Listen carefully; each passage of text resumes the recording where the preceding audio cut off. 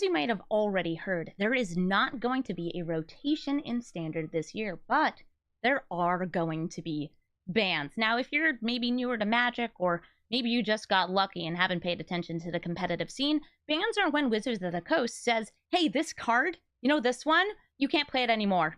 Not in this format. It's not allowed. And this has happened plenty of times. Sometimes there are bans that are trying to shake up Standard or another format because it's gotten a little stagnant. Maybe bans are just, this card was a problem, but we didn't realize it right away. And then there's emergency bans, which are, this is a problem, we realized it right away, and we have to get rid of this card as quickly as possible.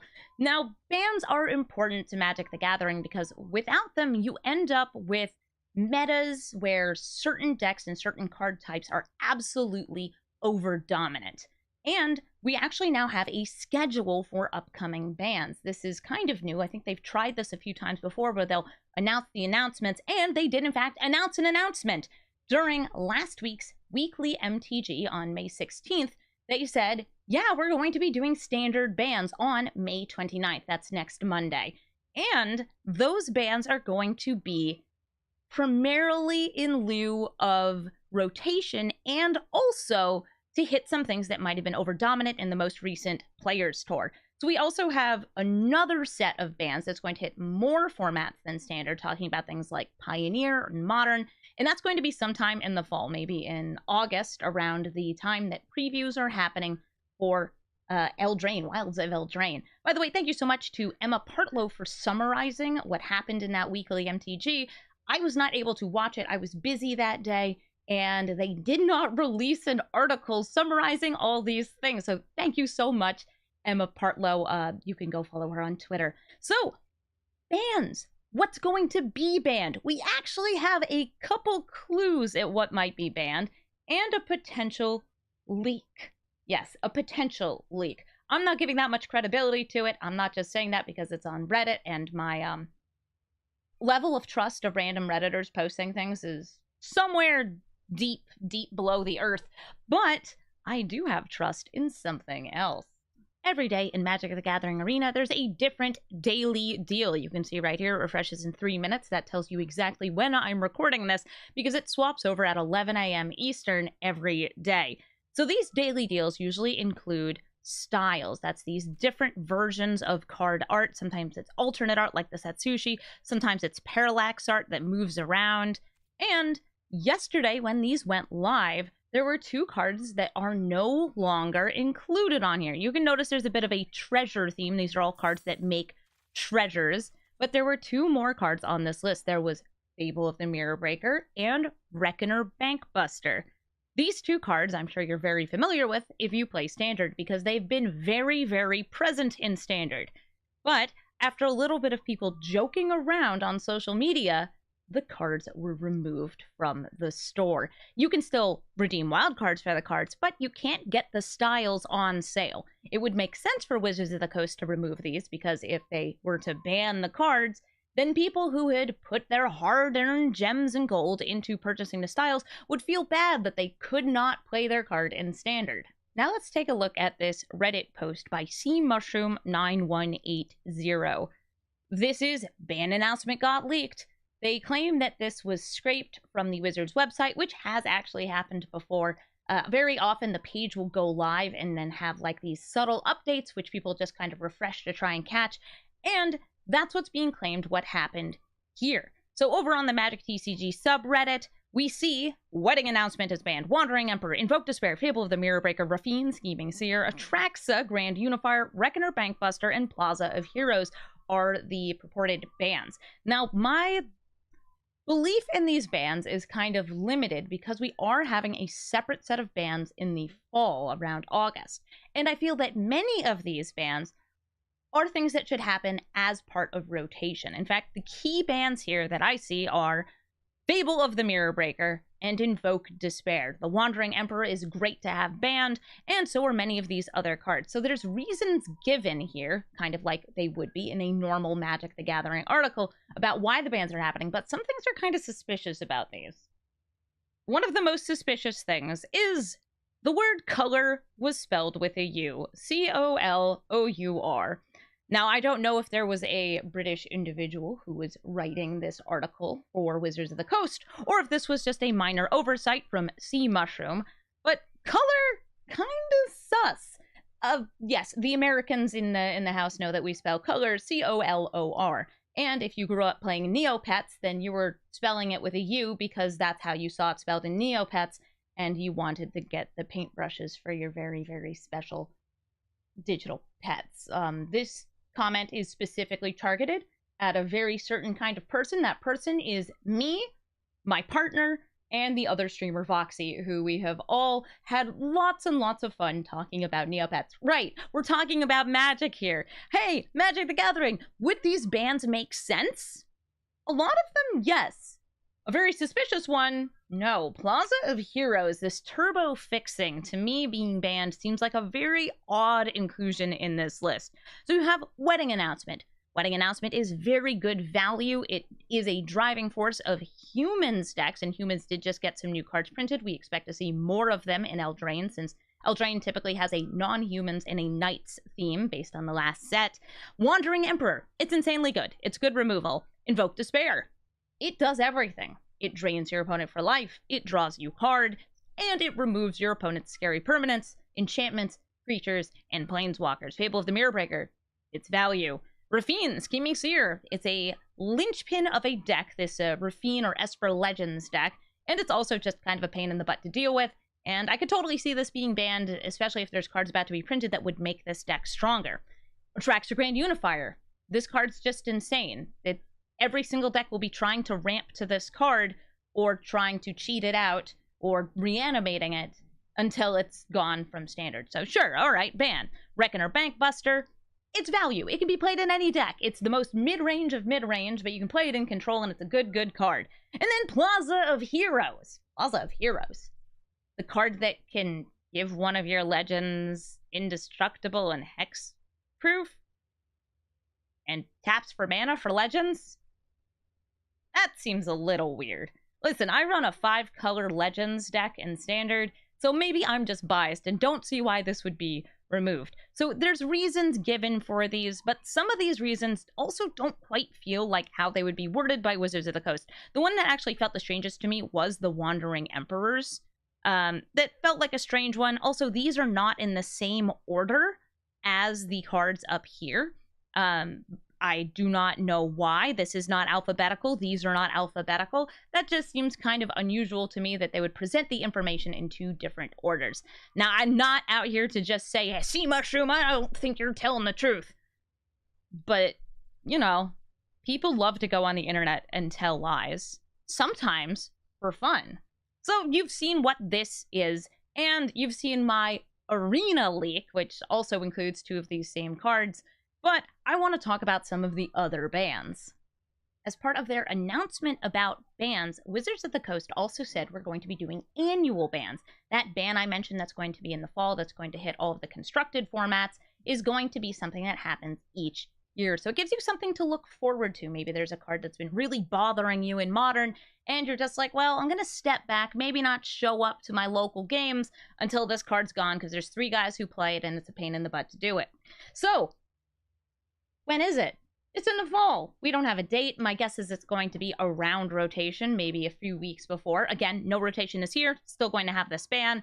But there's another set of bans that I think is a lot more spicy, and it's the emergency bans. Wizards of the Coast is going to be giving leeway after a set to do emergency bans. There's going to be a 3-week period after a set comes out, and this is not just standard sets, this is including like releases directly into Modern, like the Lord of the Rings set, where they are going to say, yeah, we're going to do bans outside of this period, and this is only going to be for the worst offenders.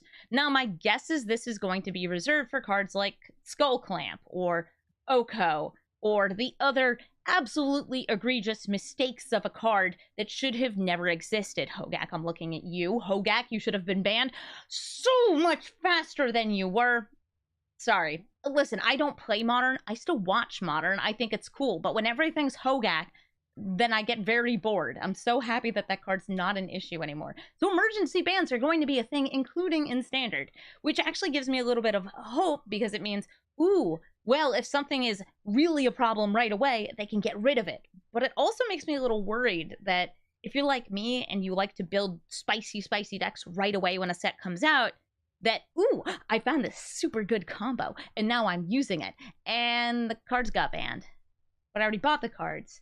In Arena, you get wild cards, but, like, that's going to be, like, 3 weeks after set comes out that people might be a little nervous about building a deck, and I get that. It's not going to stop me because I mostly build in Arena. I only really order cards for EDH when I happen to not open anything of interest, because I like to buy packs, I like to draft with packs, and then I like to take the cards and put them into my decks. If you're wondering, Amy, why do your Commander decks when you show up on Commander shows always seem kind of stupid? It's because I make them with the stuff I already have. I love playing Commander. Hey, Commander shows, if you ever want a guest who wants to play Helana and Elena and it's not a good version of the deck, I want to play it. I want to play it. It's back there. It's one of those boxes. Don't actually look back there. There's a lot of stuff back there. I am very hopeful, though, that this annual ban combined with emergency bans will help shake up different formats, especially Standard. One of the things that we saw before is that Wizards of the Coast wants to revitalize Standard, and I think they'll be able to do it. Now, there's another format that also needs bans. There are some cards banned in my favorite format, Historic Brawl. I'm talking about my beloved Oko.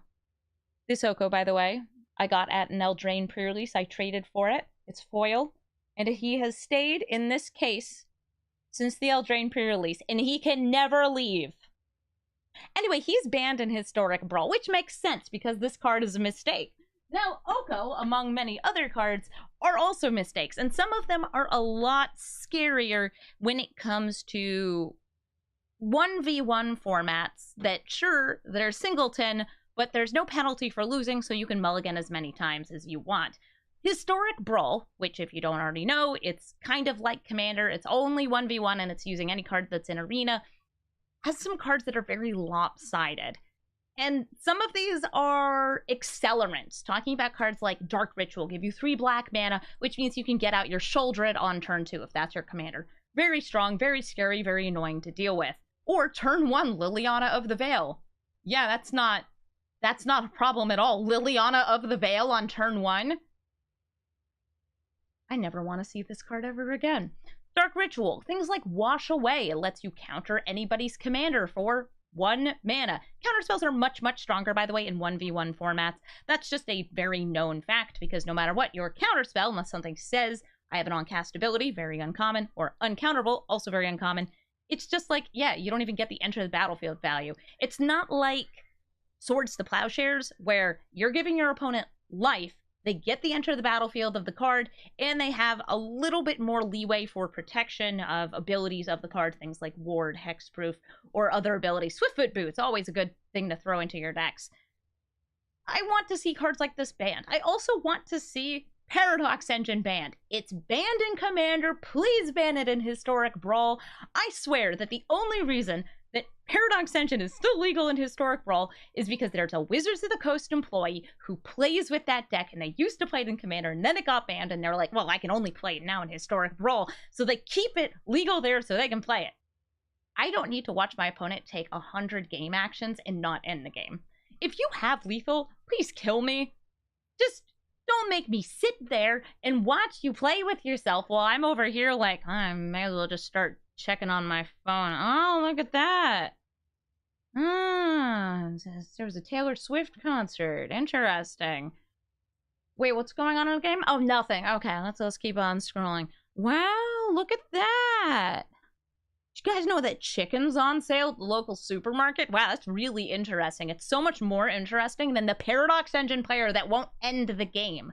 Paradox Engine, by the way, it's kind of like a one-off combo with a lot of other cards. Somebody once told me it combos with a Stiff Reeves, and I believe that. There's a few other cards that are sort of problematic in Historic Brawl for that same kind of swinginess. Things like Ragavan. Yes, listen, I love my monkey. I love him so much. But also, he's kind of a problem. I'm not going to stop playing him, though, because I think he's the best, and I love him, and he makes me treasure, and he lets me steal my opponent's cards, which is just all the things I love at once. I got to reveal Ragavan. I will never get to reveal a card that's as fun as that, and I understand that. fully. So, hey, Wizards of the Coast, while you're doing all those bans for those other formats, maybe you want to give Historic Brawl a little love? For me? Please? Pretty please? I would really, really like it if you did that. And in Historic Brawl, because it is a digital format, you can also rebalance cards and be like, I don't know, Ragavan's a 1/1. Have fun with it. And I'd just be here like, yeah, all right, cool, I still get to play my monkey. I'm happy about this. So now we have all of these bans announced. We have some potential bans leaked. We have some potential hints at bans in Magic the Gathering Arena. So now it's just up to what actually happens. We only have a few days left to wait until we find out what the bans actually are for this first wave of bans. But then come fall, I want to know what gets banned everywhere else. If you have any predictions for what would be banned in other formats, you should let me know, because I don't necessarily play that much of other formats. Maybe you're a Pioneer player or an Explorer player and you're just like, Greasefang has gotta go. Or more likely, Parhelion 2 has gotta go. They're never gonna print another vehicle like that. Wizards of the Coast does not make strong vehicles. They make silly, goofy vehicles. And we already have some other nice, strong ones that make the deck pretty fun.